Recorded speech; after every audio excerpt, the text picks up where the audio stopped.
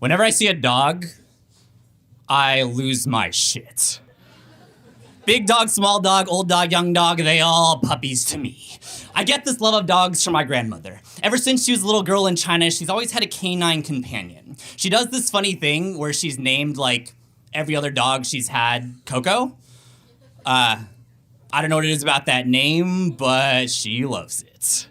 My Abu loves her family too, but let's just say I'm almost certain she'd save current Coco over my grandfather if the choice had to be made. My grandfather does not like dogs.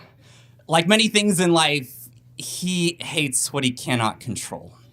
To test the way they will quiet themselves to her commands and none of his, they know that his bark is no longer backed up by his. My Dada is old now, but he had quite the life once. He was a pilot back in China. Before that, he and my grandmother served in the army. This was all I really knew about the man as a child until I grew up and learned that sometimes a hound can hide in a man's skin. And that once you love an animal, name them family, it is almost impossible to let go. And my grandfather is an animal. You wouldn't guess it by the rich laugh and feeble hands, but he had quite the lives once. The kinds that keep one family in a cage, another in the pounds, neither knowing of each other until they do.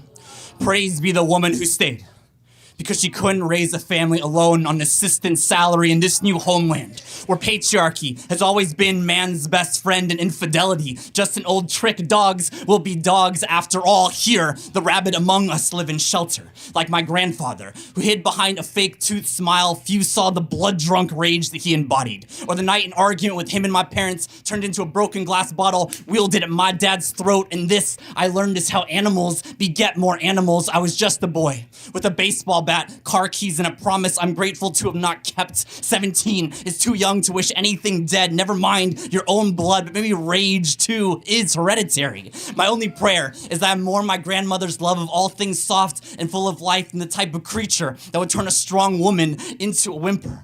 My grandfather's been taking to prayer too. He's been going to church every day. I think he's afraid that not all dogs go to heaven, that some are chased by the tales they spun in this life, haunting all those around them. When my grandma loses a dog, she gets another one, names it Coco. When my grandpa dies, I hope she names herself Survivor. Hope she names herself Home. Change. Enough. Everything she's been whispering into the ears of those that never betrayed her, the dogs that loved her back, the ones that never strayed, the companions her husband.